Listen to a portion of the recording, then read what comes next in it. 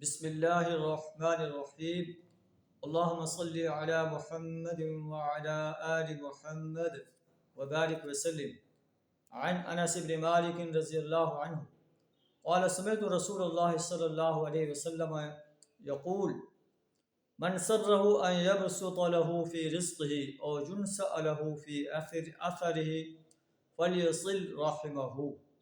حضرت انس بن مالک رضی اللہ تعالیٰ عنہ بیان کرتے ہیں کہ میں نے نبی صلی اللہ علیہ وسلم سے سنا، جس شخص کو یہ پسند ہو کہ ان یبسط له فی رزقہ، اس کے رزق کے اندر کشادگی ہو یا اس کی عمر کے اندر اضافہ ہو، فلیصل رحمہ، اسے چاہیے کہ وہ صلہ رحمی کرے۔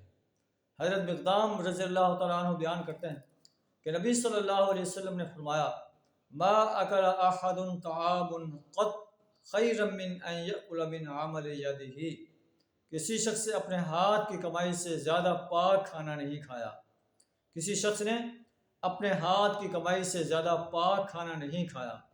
اور اللہ کے نبی داؤد علیہ السلام کان یأکل من عمل یدہ، اپنے ہاتھ کی کمائی سے کھاتے تھے۔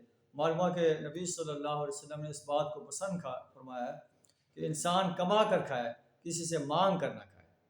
ایک اور مقام پر حضرت جابر رضی اللہ تعالیٰ عنہ بیان کرتے ہیں کہ نبی صلی اللہ علیہ وسلم نے فرمایا، رحم اللہ رجلا سمحا اذا باع واذا اشترى واذا اقتضى، اللہ اس انسان پر رحم کرے جس نے بیچتے وقت، خریدتے وقت اور تقاضا کرتے وقت نرمی اور کشادہ دلی سے کام لیا۔